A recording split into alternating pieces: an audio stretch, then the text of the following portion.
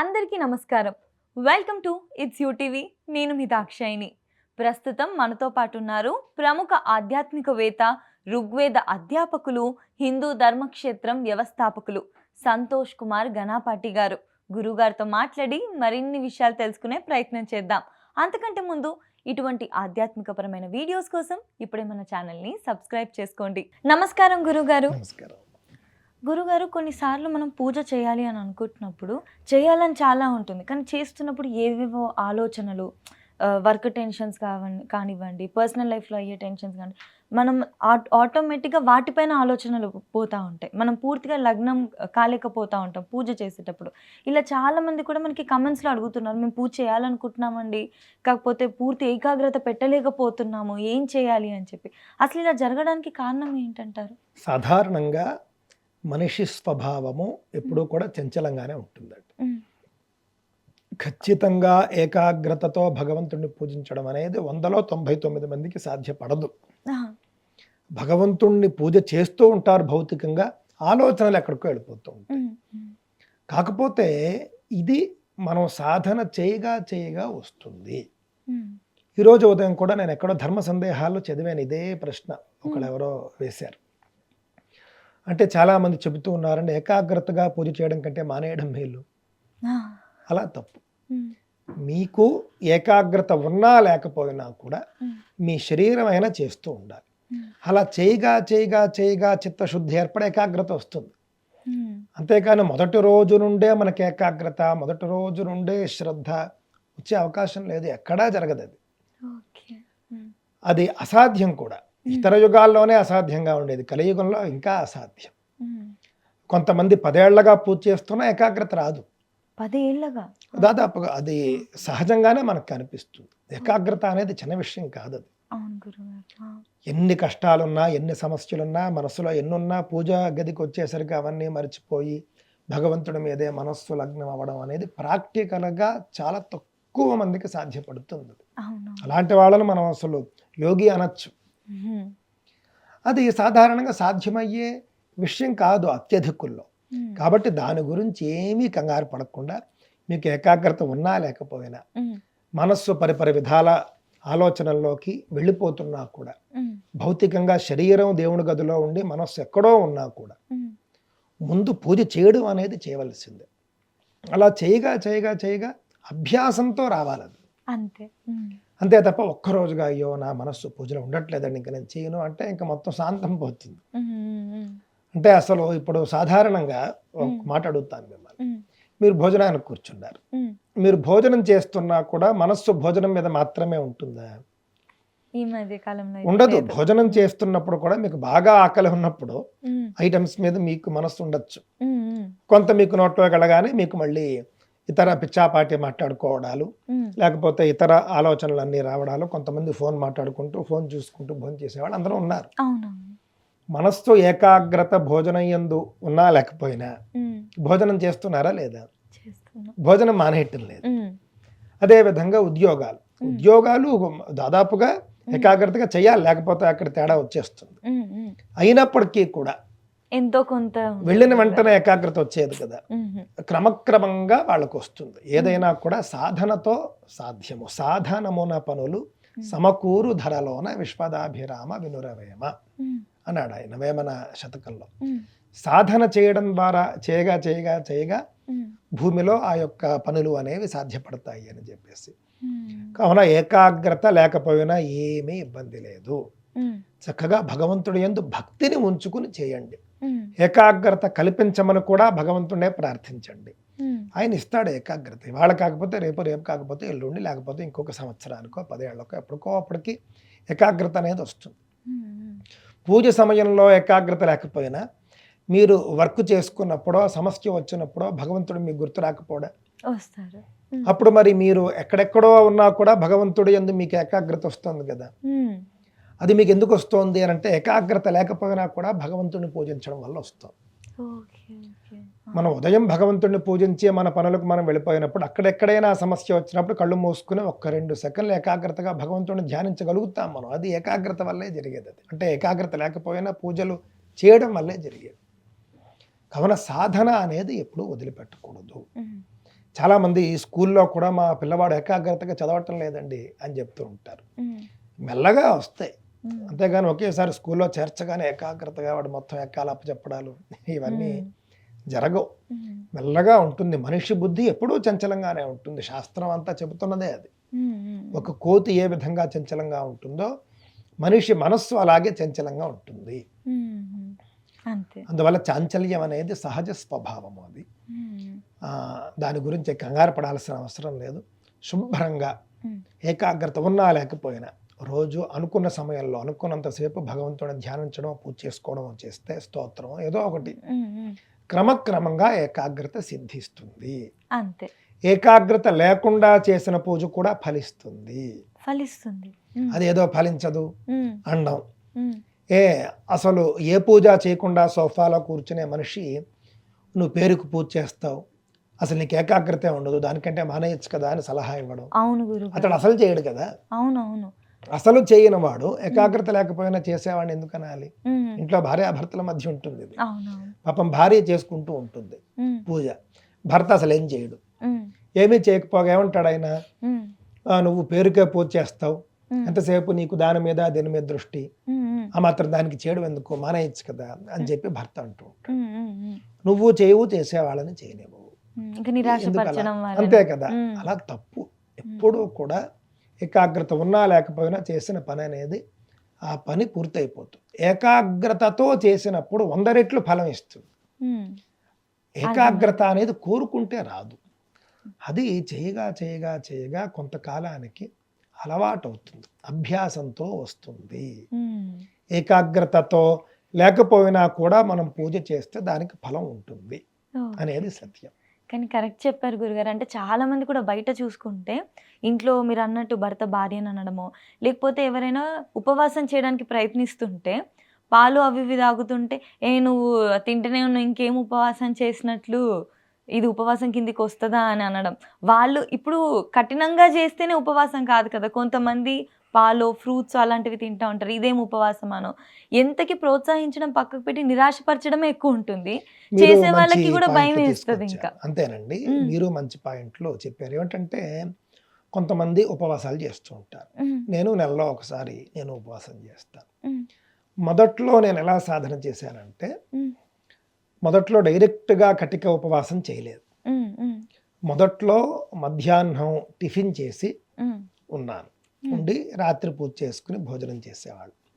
తర్వాత ఏం చేశాను అని అంటే కనుక పాలు తాగడం, ఆ తర్వాత పాలు కూడా మానేసి పగలంతా కూడా పూర్తి ఉపవాసం ఉండి మంచినీళ్ళు మాత్రమే తాగుతూ రాత్రి ప్రదోష కాలంలో పూజ చేసుకున్న తర్వాత భోజనం ఏదోటి తినడం అనేది ఉంది. సాధారణంగా ఉపవాసం కూడా సాధన వల్ల వస్తుంది, అందుకని ఒకేసారి ఠక్కన అన్నీ మానేసి కూర్చోలేరు, శరీరానికి అలవాటు చేయాలి. ఇప్పుడు సహజంగానే ఉపవాసం అయినా కూడా మనం నీళ్లు తాగొచ్చు ఎల్లప్పుడూ కూడా. వ్రత దీక్షలలో మంచి నీళ్లు తాగవచ్చు, పాలు తాగవచ్చు, పళ్ళు తినవచ్చు. ఇంతవరకు మనకి ఎప్పుడూ కూడా దోషం లేదు అని శాస్త్రాలు చెప్పే. అలాంటప్పుడు పళ్ళు తిన్న వాళ్ళని నువ్వు తింటున్నట్లుగా అన్నము లేకపోతే ఇతర ఆహారం తీసుకోవటం లేదు కదా. చేసేవాళ్ళు చేయకపోయినా చేసేవాళ్ళని ఈ విధంగా నిరుత్సాహపరచడం వల్ల పాపం వస్తుంది వాళ్ళకి. ఉపవాసం అనేది ఖచ్చితంగా పక్షంలో ఒకసారి తప్పితే నెలలో ఒకసారి చేస్తేనే బాగుంటుంది. దానివల్ల అనేక లాభాలు ఉన్నాయి. ఉపవాసం గురించి మీరు అన్నారు కాబట్టి, ఒక ఆయన జర్మనీలో జపాన్ అనుకుంటా, జపాన్కి సంబంధించినటువంటి ఒక ఆయన ఉపవాసం మీద పరిశోధన చేశాడు. చేసి ఉపవాసం చేయడం వల్ల కలిగేటటువంటి ఆరోగ్య ప్రయోజనాలు ఏంటి అని ఆయన అద్భుతమైనటువంటి రీసెర్చ్ చేసి సబ్మిట్ చేశాడు. దానికే ఆయనకి నోబెల్ బహుమతి వచ్చింది 2016లోనో ఎప్పుడు గుర్తులేదులేండి. ఆటోఫగీ అనేటటువంటి ఒక విధానం ఉపవాసం వల్ల ఎలా జరుగుతుంది అనేది ఆయన చెప్పాడు. ఎప్పటి నుంచో మనం ఉపవాసం చేస్తూనే ఉన్నాం కదా. ఆటోఫగీ అంటే ఏమిటి? నెలలో కానీ పక్షంలో కానీ, పక్షం కంటే తక్కువ వ్యవధిలో ఉపవాసం చేయకూడదు. అందుకే మనకి ఏకాదశి ఉపవాసాలు వచ్చాయి, అంటే పక్షంలో ఒకసారి. ఉపవాసం చేసినప్పుడు అంటే సూర్యోదయం నుండి ఇంకా మళ్ళీ సూర్యోదయం వరకు తినరు ఏకాదశి ఉపవాసం చేసేవాళ్ళు. ఉండలేని వాళ్ళు కాస్త పలహారం రాత్రి చేస్తారు. ఏది ఏమైనప్పటికీ కూడా ఆకలి వేసినప్పుడు ఏమీ తినకుండా ఉన్నప్పుడు మనకు ఉదయాన్నే ఒక 9-10 లోపల ఏమీ తినలేదనుకోండి, ఆకలి వేసి కడుపులో ఏదో మనకి అవుతున్నట్లుగా అనిపిస్తుంది. అది ఏమిటంటే కొన్ని యాసిడ్స్ అనేవి విడుదలవుతాయి ఆకలి వేసినప్పుడు. అప్పుడు మనం ఆహారం వేస్తే మనం తిన్న ఆహారాన్ని అవి పూర్తిగా జీర్ణం చేస్తాయి. మనం అసలు ఆహారమే వేయలేదనుకోండి, అవి ఏం చేస్తాయి మరి అని అంటే కనుక మన శరీరంలోనే ఉన్నటువంటి కొన్ని మృత కణాలు ఉంటాయి. ఆ కణాలని ఈ యాసిడ్స్ కరిగించేస్తాయి. ఆ కణాల వల్ల మన శరీరానికి హాని కలుగుతుంది, రోగాలు వస్తాయి. క్యాన్సర్ కారకాలైనటువంటి మృత కణాలు కూడా మనిషి కటిక ఉపవాసం చేసినప్పుడు అవన్నీ కూడా నశిస్తాయి అని ఆయన రీసెర్చ్లు తేలింది. ఈ ప్రక్రియకి ఆటోఫాగీ అని పేరు. కావున అడపాదడపా ఉపవాసం చేయడం, అంతేగాని ఎప్పుడంటే అప్పుడు 3 రోజులకోసారి అలా కాదు, పక్షానికి ఒకసారి ఉపవాసం చేయడం వల్ల అనేక రోగాలకు మనం దూరంగా ఉండొచ్చు. ఆ ఉపవాసం అనేది క్రమశిక్షణతో కూడి ఉండాలి. ఖచ్చితంగా ఏకాదశి ఉపవాసం చేస్తాడు, ఏకాదశి ఉపవాసం చేయాలి అంతే తప్ప ఈసారికి ఏకాదశి లేదా ఏదో ఆరో చేయాలనిపించింది చేసేయడం అలా కాకుండా మనం మన బాడీకి ఒక సిస్టమ్ అనేది అలవాటు చేయాలి. జీవితాంతము కూడా ఏకాదశులు ఉపవాసం చేసినటువంటి పెద్ద పెద్ద బామ్మలు 90 ఏళ్ళు వచ్చినా కూడా ఇప్పటికీ ఆరోగ్యంగా ఉన్న వాళ్ళు ఉన్నారు. షుగర్ అంటే తెలియని వాళ్ళు ఉన్నారు. మీరు అంటుంటే నాకు గుర్తొచ్చింది, ఉపవాసం చేసేటటువంటి వాళ్ళని కొంతమంది ఏమంటారంటే, ఉపవాసం చేస్తేనే భగవంతుడేమి నిన్ను అనుగ్రహిస్తాడని ఏం లేదు, ఏదో పేరుకి ఉపవాసం చేసి ఏదో ఒకటి తింటూ ఉంటారు, లేకపోతే ఆకలి ఎప్పుడు రాత్రి అవుతుందా అని చూస్తారు, ఏదో ఒకటి పాపం సాధన అనేది మొదలు పెట్టారు కదా. నేను ఒకసారి శివరాత్రికి గురుగారు చేద్దామని ప్రయత్నిస్తుంటే ఉపవాసం అని అంటున్నావు, ఫ్రూట్స్ తింటున్నావు అని, ఎప్పుడెప్పుడు నీకు సాయంత్రం అవుతుందా అని ఉందని అలా అంటుంటే చేసే ఉత్సాహం కాస్త పోయి, అమ్మో దేవుడికి కోపం వస్తుంది అన్న పైన కాలేజ్ డేస్లో ఉన్నప్పుడు దేవుడికి కోపం వచ్చి ఏమైనా పనిష్మెంట్ ఇస్తాడా ఇలాంటి భయం కూడా కలుగుతుంది.